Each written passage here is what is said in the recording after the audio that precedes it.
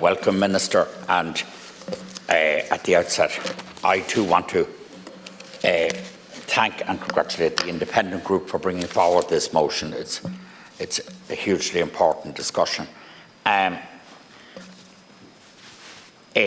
Xinjiang province, there's clearly a breakdown of human rights.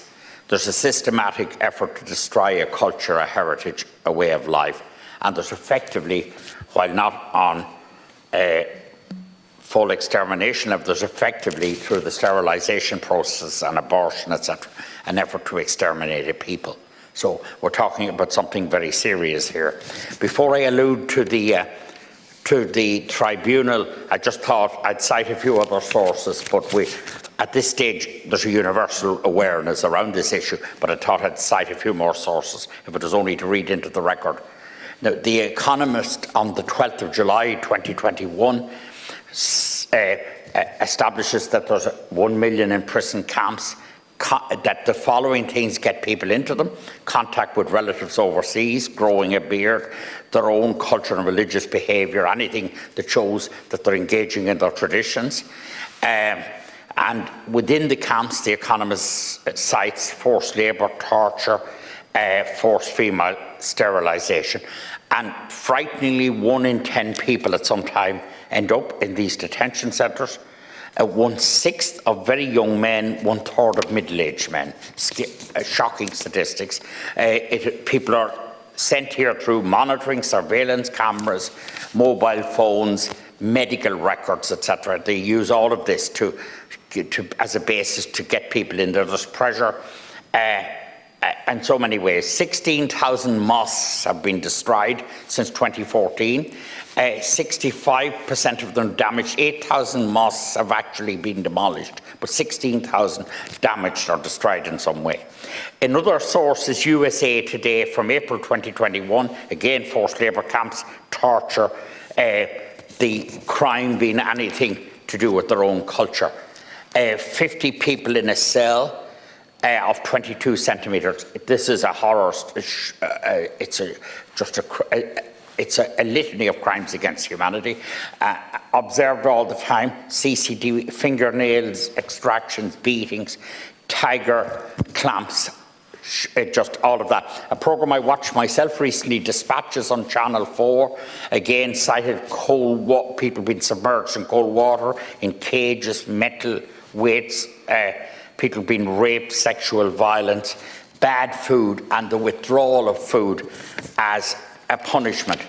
The Australian Strategic Initiative, through satellite evidence, said that there's 380 detention camps newly built since 2016, 14,000 in all. Again, Amnesty International citing the targeting of married women of childbearing age being forced to sterilisation.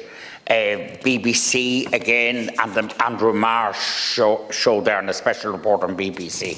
Now, and again, the Washington Post of the 2nd of February, very recent, urging that the pending UN report be publicised, and that's necessary, and citing the fact that they only wanted UN people in as kind of visitors rather than as observers of human rights. And that's all. Now, turning to the report itself, of the tribunal itself, which was very helpfully circulated by Senator McDowell, but detainees again forced to take medicine by mouth, forced to provide blood samples and subjected to medical testing. I mean, this is also reminiscent of the Second World War and the horrors of the Nazi regime. Forced to provide blood, I did say that. Pregnant women in centres forced to have abortions at very late stages of pregnancy.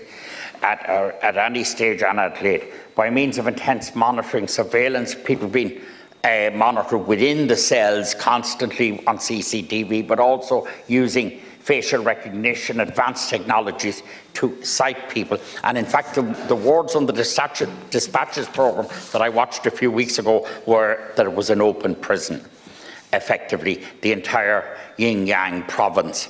Children as young as a few months were separated from their families and placed in orphanages, in state-run boarding schools. And on and on it goes, and very eloquently established by Senator McDowell at the outset, all the litany of crime, and it's there in the report to be read. One would like to have time to read a lot of it into the record. We don't. Fundamentally, I have to, first of all, Chair, if I can draw the Chair's attention to this, I want to, or the Lasker Hurlick's attention, I want to formally second the government motion and say that the government accepts everything that's put forward on the other side. It's purely a question of that this should really be addressed through the UN and through established international bodies. It doesn't question the evidence from this tribunal. In actual fact, the evidence at this People's Tribunal, expert tribunal, correlates with evidence from all media internationally, with evidence from Amnesty International. So that's not the contention, but the contention rests around the mechanism. So we leave it at that, and we will try to discuss it and emerge at as much consensus as possible as the evening progresses. Senator Gavin. Thank you.